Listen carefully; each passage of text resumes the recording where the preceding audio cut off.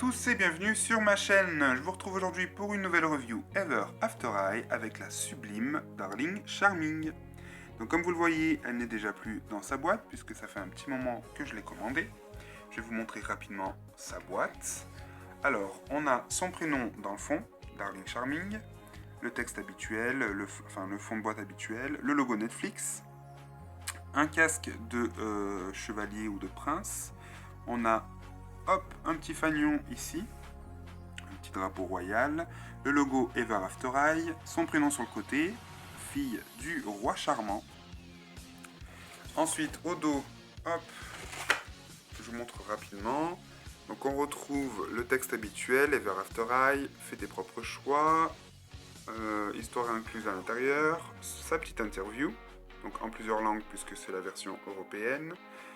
On a donc Darling et son artwork sur le côté qui est juste magnifique.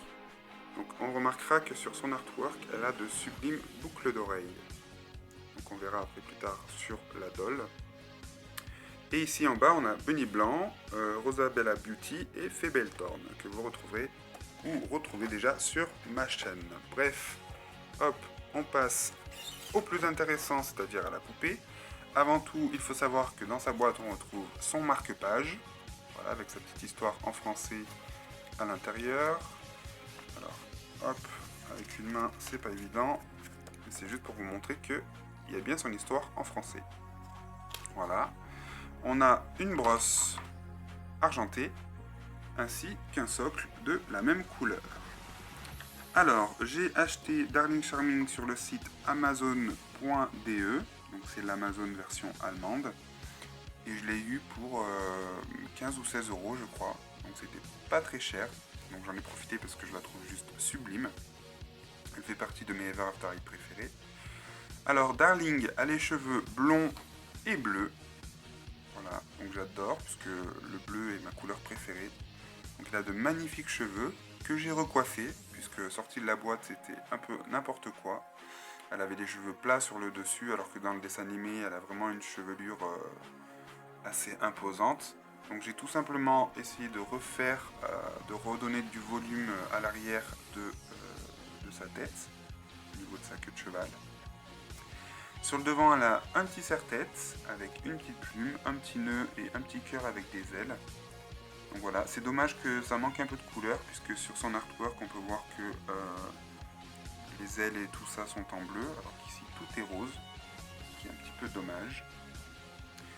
Au niveau de son make-up, eh bien, il est bleu et violet au niveau de ses paupières. Elle a de magnifiques yeux bleus, une bouche rose et une petite mouche, voilà, en dessous de son œil droit. Okay, c'est trop joli. On remarquera qu'elle n'a pas de boucle d'oreille, contrairement à son artwork, donc même pas les oreilles percées. Alors que comme je vous l'ai montré, elle en a sur son dessin, ce qui est dommage.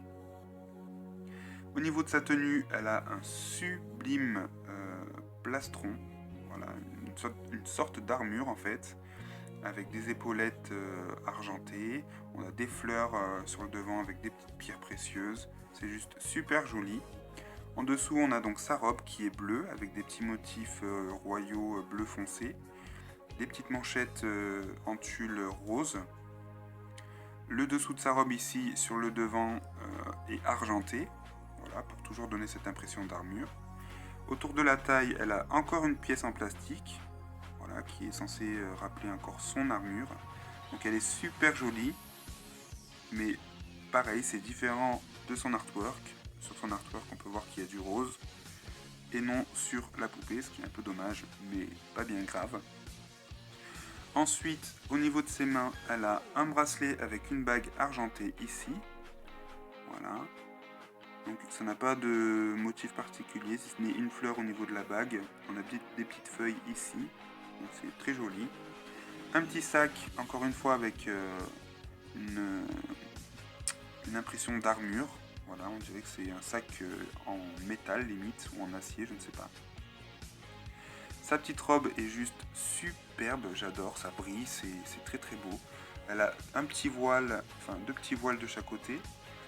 Par-dessus sa jupe argentée. Donc le voile est bleu clair, transparent, parce que c'est un peu comme du tulle. C'est limite un peu dur, parce qu'il il y a beaucoup de motifs dessus à paillettes.